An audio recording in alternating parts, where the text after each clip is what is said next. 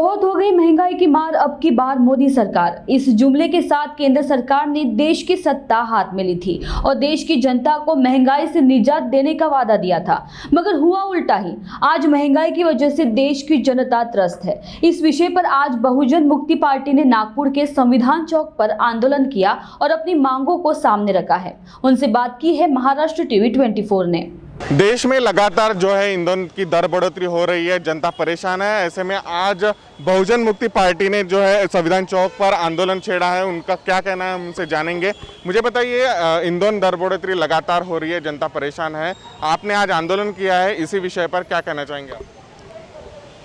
बहुजन मुक्ति पार्टी पूरे महाराष्ट्र में आज जिला अधिकारी कार्यालय और तहसील कार्यालय पे महंगाई के विरोध में आंदोलन कर रही है, क्योंकि 2013-14 में क्रूड ऑयल का जो रेट था वो $71 था।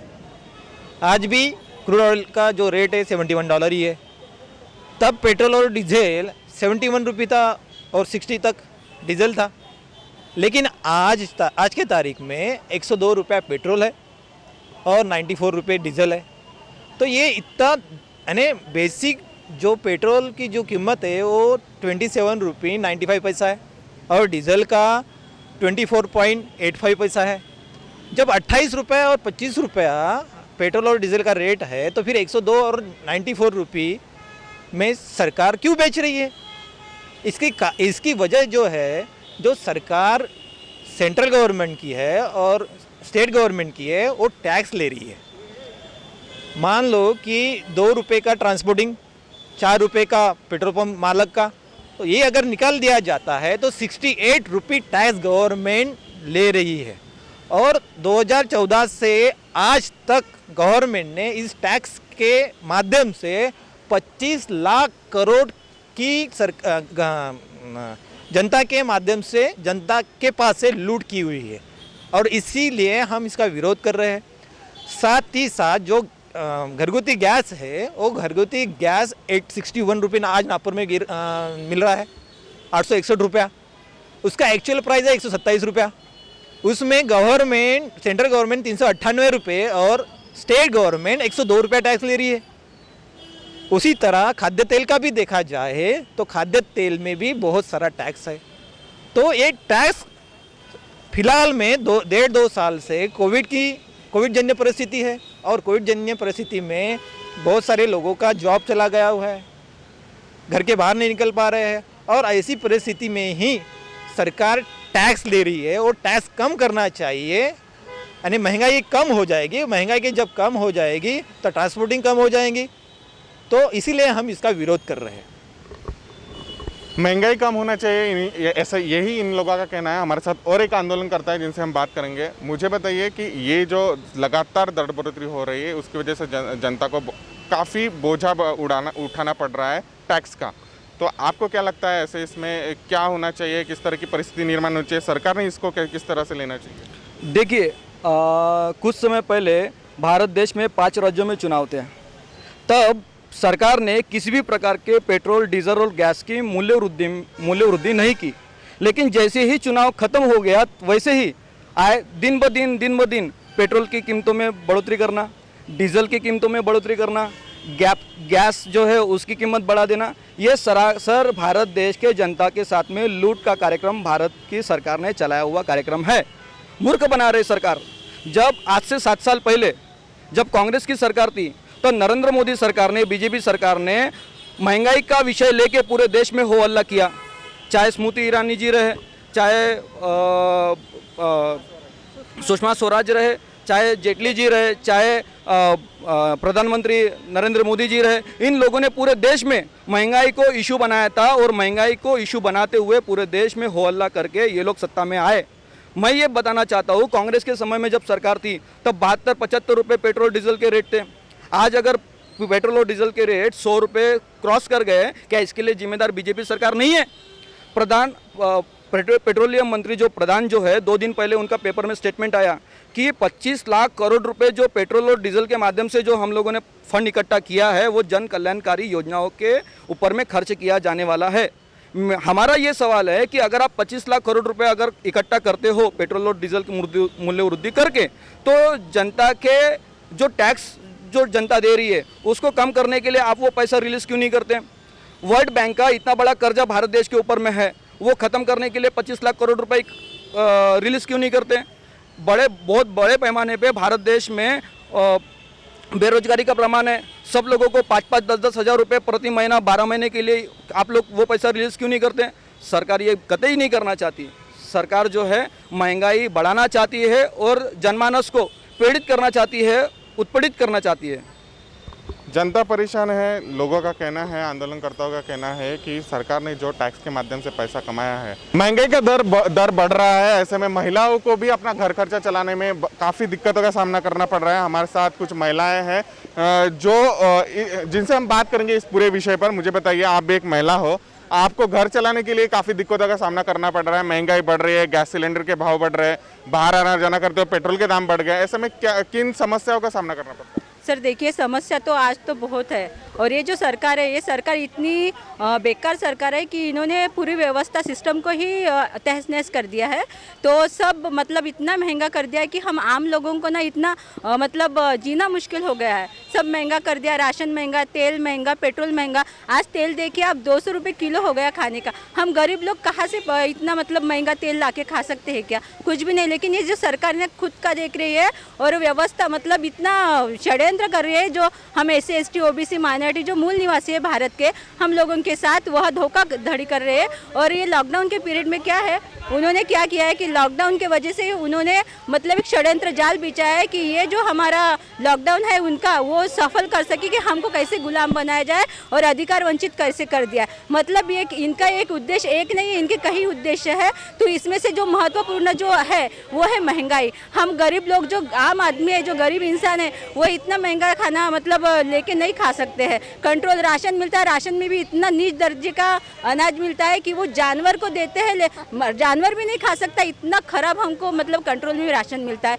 और मतलब वो हमको आदमी नहीं, वो हमको जानवर समझते हैं, जानवर के एक तरफ महंगाई है, दूसरी तरफ जो है निकृष्ट दर्जे का जो है खाना या राशन अनाज जो है लोगों को परोसा जा रहा है, ऐसा इनका कहना है। हमारे साथ और एक महिला है जिनसे हम बात करेंगे। मुझे बताइए कि अभी जो महंगाई है, आप भी एक गृहिणी हो, किस तरह का दिक्कतों का सामना करना पड़ रहा है? हाँ सर, हम तो बंगले में काम में जाते, तो हम कैसे घर चलाएंगे? इतना महंगाई सब कुछ हुआ, बच्चन को क्या पढ़ाएंगे, घर कैसे चलाएंगे? देखो पहले हम 150 में 2 किलो तेल लाते थे, अभी 160 रुपये 1 किलो तेल मिलता, तो हम कैसे खाएंगे? सूखा खाएंगे? सूखा भी खाने के लिए हमारे पास कुछ नहीं।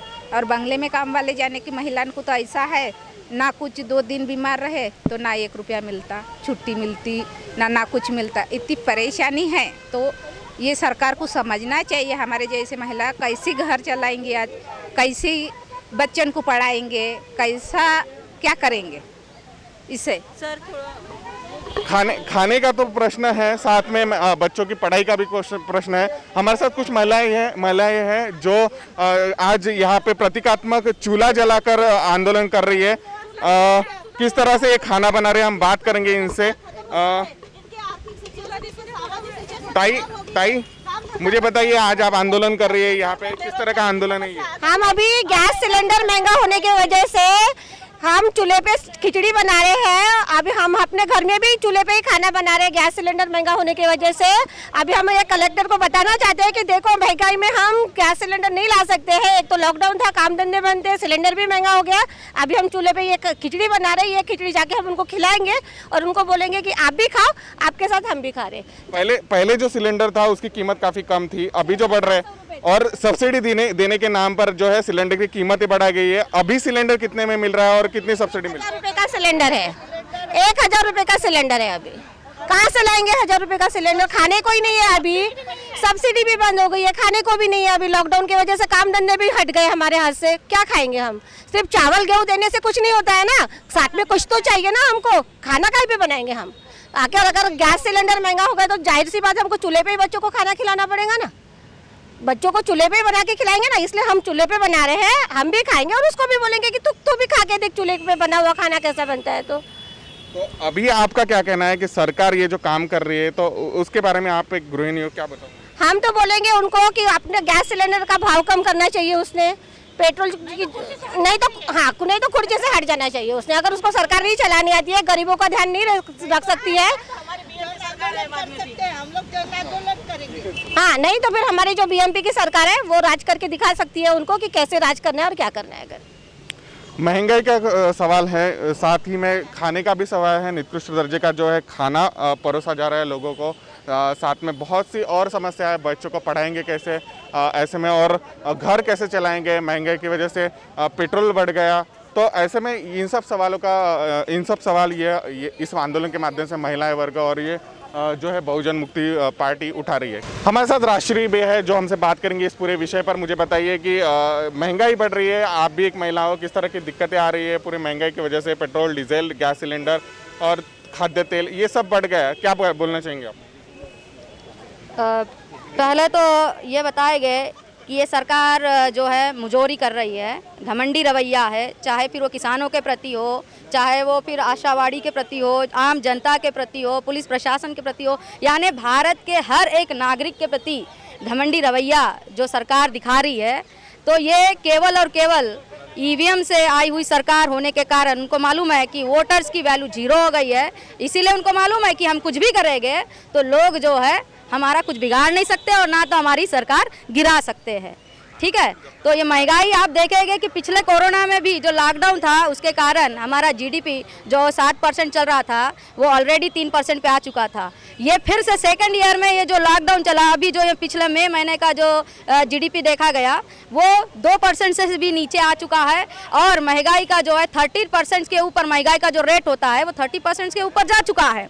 ऐसे महंगाई के दर में केवल खाने के प्रति ही लोगों के लिए हाल नहीं हो रहे हैं, तो वो कैसे लिविंग मतलब कैसे लाइफ जिए इसके लिए भी हो रहा है, क्योंकि आपका उसका असर एजुकेशन पे भी पड़ेगा, उसका असर आपके जो ट्रैफिक है, जो लोग चलते हैं आवागमन करते हैं, इस पे भी पड़ेगा।